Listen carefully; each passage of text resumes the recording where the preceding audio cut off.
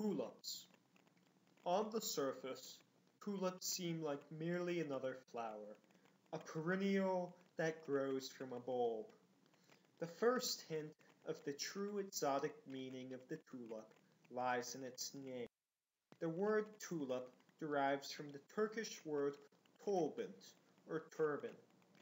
Over a period of 50 years, from 1590 to 1640, experienced a drastic shift in meaning in the Netherlands.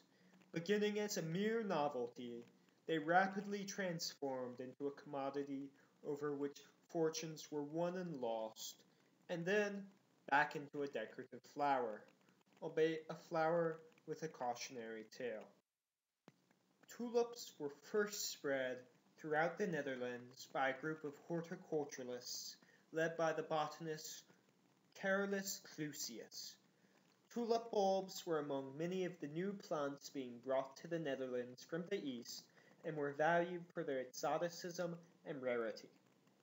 However, they did not yet have the widespread appeal that would later appear, and only an informal system of barter existed between the botanists, where clippings of one plant might be exchanged for the bulbs of another.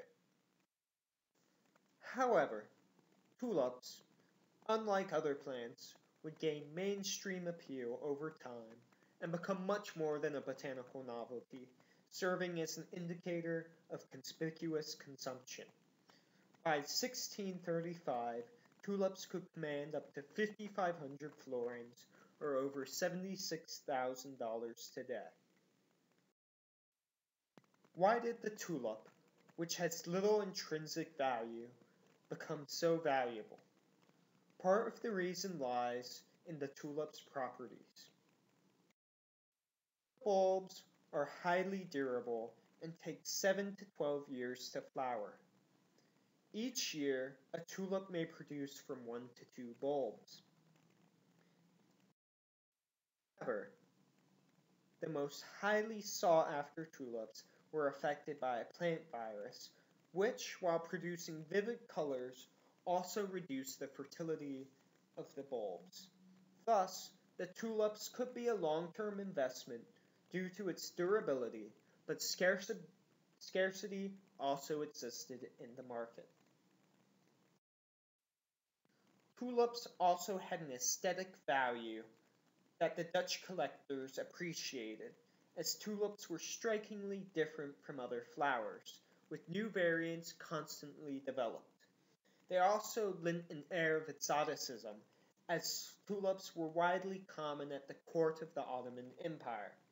At this time, the middle class was rapidly expanding due to commerce, so it was possible that a large demand existed for a fairly frivolous good. Also, gardening had become a popular pastime for the well-to-do, and this also spurred demand. An entire community formed around the sale of tulips, as transactions occurred at specific inns known as colleges. In the evening, traders would wine and dine together while making transactions, and this further created bonds between them. By 1634, speculators had entered the tulip market.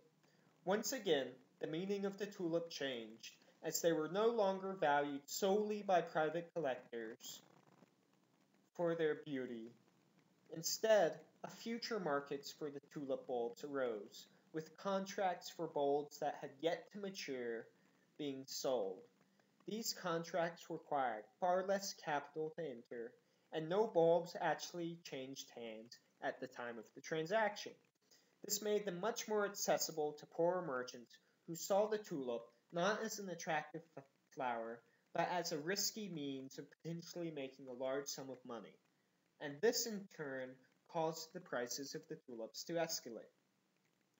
At the same time, a backlash arose against tulips, led by the religious community, which saw the tulip trade as frivolous and the wanton speculation as an insanity. Many at the time believed the Black Plague to be sent as punishment for sin.